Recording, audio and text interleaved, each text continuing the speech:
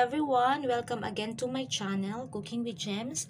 And today po, tayo ay magluluto ng ginataang alimango with kalabasa and sitaw.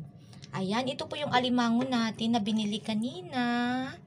Ayan, nakatali pa sila guys. Ayan. So, we got 4 pieces ng ating big size ng ating alimango. Tapos, meron siyang dalawang medyo medium size. Ayan, guys. So, lilinisan natin siya. Then, ipiprepare natin yung kanyang mga ingredients. Yung ating gata, yung ating sitaw and kalabasa, guys. Yung sibuyas, bawang at ang ating luya. Okay, kung kayo'y bago sa aking channel, don't forget to like, share, and subscribe, and hit the notification bell para ma-update po kayo lagi sa aking mga bagong videos. For our today's recipe, tayo ay magluluto ng ginataang crabs or alimango with kalabasa and sitaw. Ayan. Para sa ating kompletong sangkap, ilalagay ko na rin po sa description box. At kung kayo ay bago sa aking channel, don't forget to like, share, and subscribe, and hit the notification bell para ma-update po kayo lagi sa aking mga bagong videos. Para po sa ating recipe today, tayo ay magluluto ng ginataang crabs or alimango with kalabasa and sitaw. Para sa ating kompletong sangkap, ilalagay ko na rin po sa description box. At kung kayo ay bago sa aking channel, don't forget to like, share, and subscribe, and hit the notification bell para ma-update po kayo lagi sa ating mga bagong videos. So, para sa ating sangkap, meron po tayong, ayan, meron tayong alimango or crabs. Ayan. We got here 4 pieces ng big size ng ating alimango. Ayan, para sa ating gata, gagamit tayo ng canned coconut milk. Ayan. Kailangan din po natin ng bawang, sibuyas at luya at cooking oil. Ayan, yung ating cooking oil, guys. Ayan. Gagamit din tayo ng salt para sa ating panlasa ng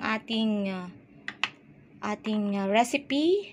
Gagamit din tayo ng magic sarap all-in-one seasoning granules. Ayan. Ito yung sekreto natin, guys. Ayan. Panlasang Pinoy talaga tayo, guys. Then, kailangan din natin ng paminta, buong paminta. Ayan. Para sa mas masarap na recipe natin. At gagamit tayo para sa ating gulay. Tayo ay gagamit ng sitaw. I cut into 2 inches length. Ayan. At yung ating papaya. At yung ating kalabasa. Ayan.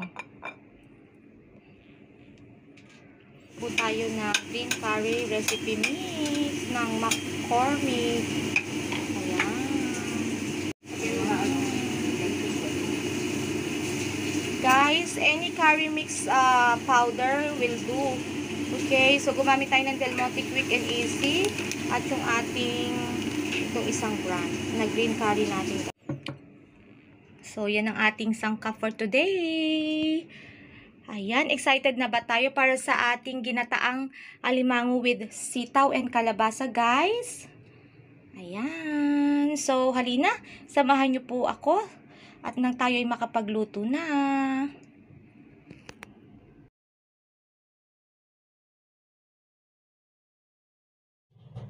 Ayan, guys.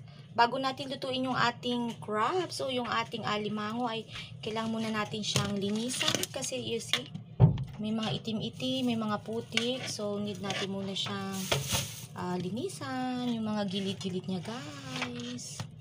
Ayan. Ayan. Hi, guys. Kailangan muna natin siyang i-cut. Tapos, linisan. Ayan. Then, i-steam natin siya mamaya. guys, we had to cut into pieces yung ating crabs para madali lang sa ating lutuin. Ayan.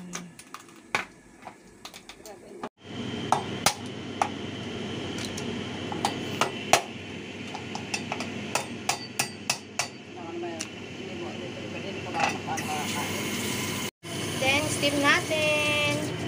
Steam lang natin yung ating sliced crabs. Ayan. Bago natin igisa, we have to steam it first.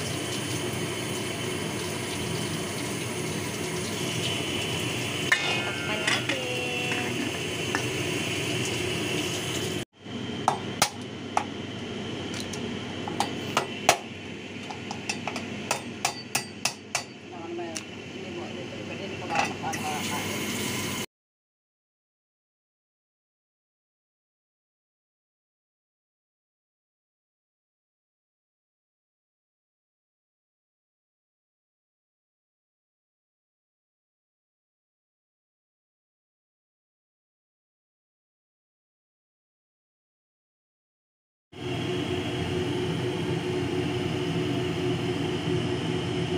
Ayan, mag-init lang tayo ng cooking oil.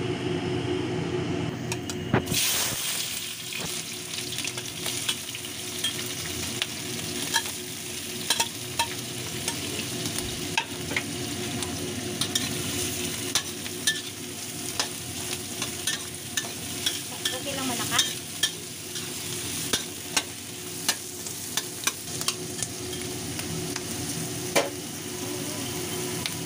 Ano madam? Ano?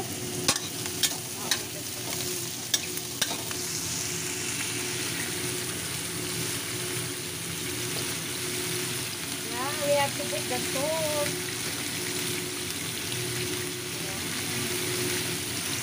Tapos, yung ating magic sarap.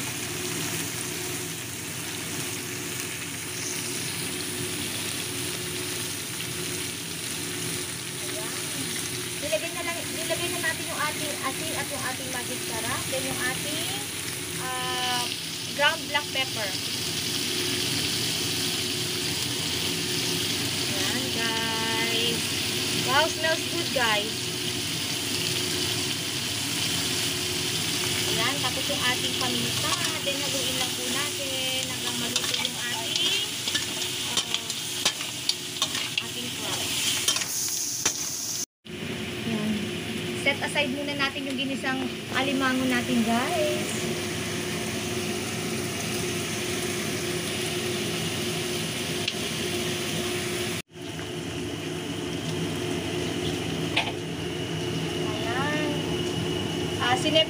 Sinet aside muna natin yung ating ginisang crab. Then, ilagay natin yung ating kalabasa and yung ating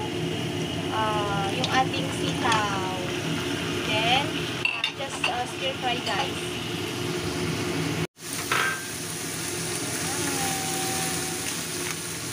Stir fry our vegetables, guys.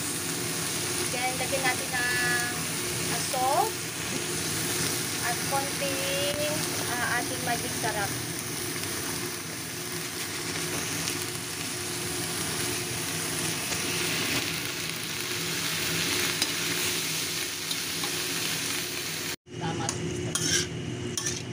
Ayan, guys.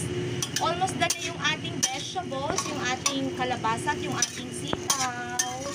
Ayan. So, wait na lang natin at ilalagay natin yung ating next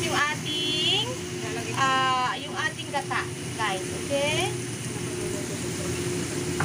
So, guys, yung ating cocoa milk o yung ating coconut milk, siya yung ating magpapaluto ng ating gulay. Guys, lagay natin yung ating coconut milk. Guys, nilagay na natin yung ating coconut milk. Then yung ating coconut milk ang siyang magiging sabaw natin at magpapaluto ng gulay natin. Ayan.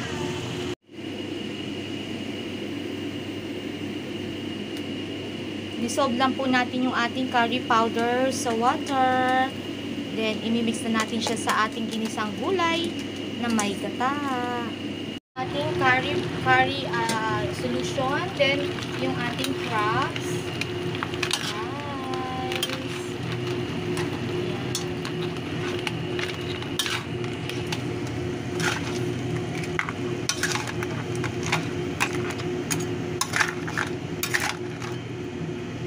Ayan, guys. Ayan, guys.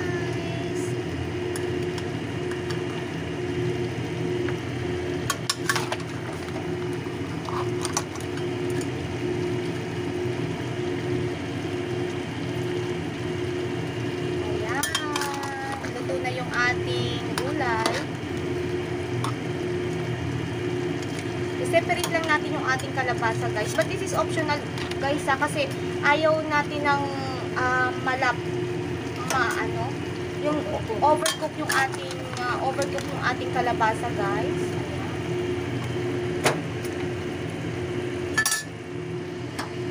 Ayan, guys, naglagay tayo ng thickening or cornstarch sa ating recipe para medyo mag-thicken yung sauce natin, guys. But this is only optional, guys, ha. Pag ayaw nyo maglagay ng cornstarch o thickening is okay. But tayo gusto natin na medyo malapot yung ating sabaw.